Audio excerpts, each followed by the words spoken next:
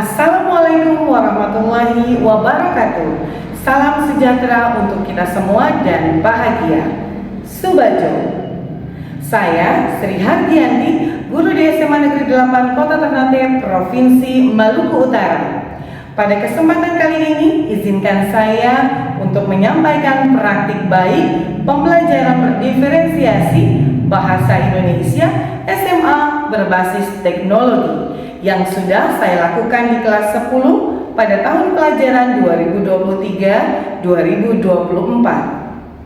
Pada proses perencanaan, saya telah melaksanakan asesmen awal pada gaya belajar murid dengan membagikan link asesmen kepada murid-murid saya di kelas 10. Adapun jumlah siswa di kelas 10 yaitu sebanyak 40 siswa. Dari proses asesmen ini dihasilkan gaya belajar audio sebanyak 40%, gaya belajar visual sebanyak 25%, dan 35% gaya belajar kinestetik. Setelah mengetahui gaya belajar murid, saya mulai merancang pembelajaran berdiferensiasi. Yang pertama yaitu dengan membuat modul ajar berdiferensiasi, pemilihan materi, dan penugasan atau proyek yang sesuai dengan gaya belajar mereka. Adapun tujuan pembelajaran yang akan mereka capai adalah yang pertama, yaitu menulis teks anekdot dengan informasi yang akurat dan merujuk pada sumber-sumber informasi yang valid dalam bentuk media kreatif. Yang kedua, menampilkan lawakan tunggal atau stand up comedy sebagai sarana menyampaikan kritik terhadap fenomena yang terjadi dengan memperhatikan kesantunan dalam berbicara maupun bersikap. Saat murid masuk ke dalam kelas, saya selalu melibatkan mereka, yaitu dengan cara membuat kesepakatan kelas dengan tujuan membangun komitmen bersama antara guru dan murid, sehingga pembelajaran bisa dilaksanakan dengan aman dan tertib. Selain itu, saya juga memberikan ice breaking sebagai langkah awal untuk memberikan rasa nyaman dan senang sebelum melaksanakan pembelajaran. Saya juga memberikan pertanyaan pemantik untuk menggali lebih dalam ide dan gagasan mereka terhadap materi pembelajaran. Baik anak-anak, sebelumnya Ibu mau kasih kalian pertanyaan pemantik. Yang pertama yaitu, bagaimana sih memilih sumber yang dapat dipercaya dalam menyampaikan kritik? Ada yang bisa? Ibu, Ya, silakan. cara yang pertama yaitu kita harus memiliki sumber media yang jelas. Terus nama medianya apa dan siapa yang menjadi narasumber.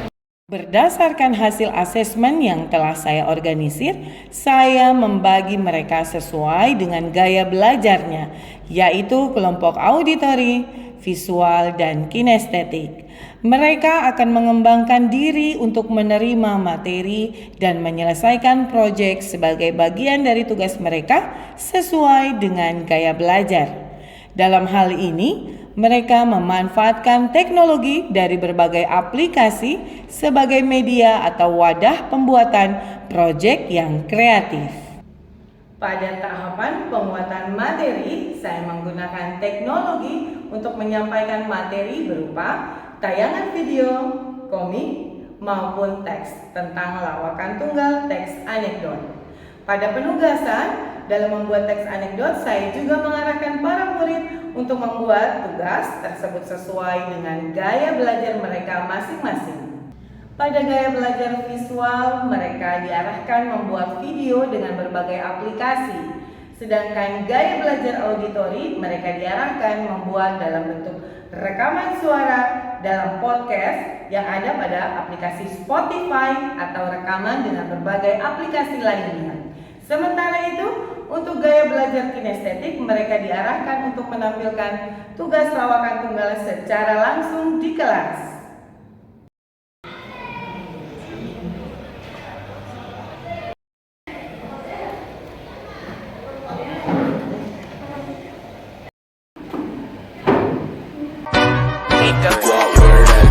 Ada yang namanya ujian nasional, disingkat menjadi UN. UN di Indonesia tuh gak jauh-jauh dari yang namanya bocoran. Teman-teman, Perkenalkan, nama saya Muhammad Hati Alifari, biasa disapa Kumis. Saya berasal dari kelas 10F.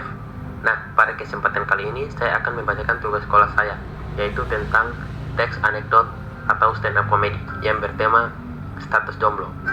Sebelumnya, selamat pagi, terutama buat kamu-kamu semua yang jarang diucapkan selamat pagi. Saya ini paling tidak konsisten, terutama tentang hobi. Dari kecil, saya suka banget main layangan, tapi gedenya ganti, karena gue tahu sakitnya ditarik ulur. Terus, Selamat buat saya biasa disapa Teki oleh teman saya. Tapi tenang, kita itu belum tentu kotor dan putih belum tentu suci.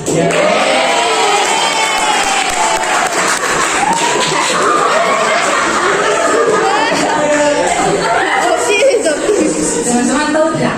Kenapa di Indonesia itu koruptor masih banyak? Karena hukum-hukum di Indonesia itu lemah. Hasil karya dari penugasan tersebut tentunya akan ditampilkan di depan kelas dan ditanggapi oleh siswa lainnya. Maksud dari teks anekdotnya apa? Yaitu tentang lemahnya hukum di Indonesia. Ya, Pada akhir pembelajaran, guru dan para murid melakukan simpulan tentang pembelajaran yang telah dilakukan.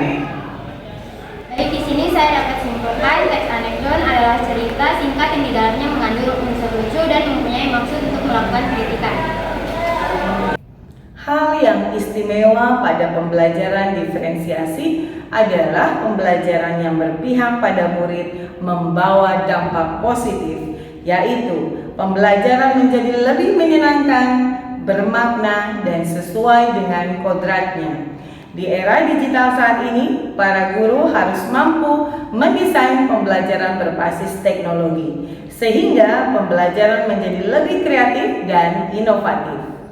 Demikianlah praktik baik pembelajaran bahasa Indonesia berbasis teknologi yang telah saya lakukan. Semoga dapat bermanfaat bagi Bapak Ibu guru hebat. Sekian dan terima kasih. Subajo. Assalamualaikum warahmatullahi wabarakatuh. Saya Putri Dinanti, saya akan menyampaikan testimoni saya dalam mengikuti pembelajaran Bahasa Indonesia. Saya sangat senang dengan pembelajaran Bahasa Indonesia berdiferensiasi proyek yang dilakukan oleh Putri, karena bisa mengembangkan kreativitas saya dalam membuat tugas jadi lebih menyenangkan. Saya Rizul Dafa, saya akan menyampaikan testimoni saya tentang pembelajaran Bahasa Indonesia mengenai teks anekdot. Saya sangat senang pembelajaran berdiferensiasi pada mata pelajaran Bahasa Indonesia yang diajarkan oleh Ibu Sri sangat menyenangkan, apalagi dengan proyek teks anekdot yang sesuai dengan gaya belajar saya.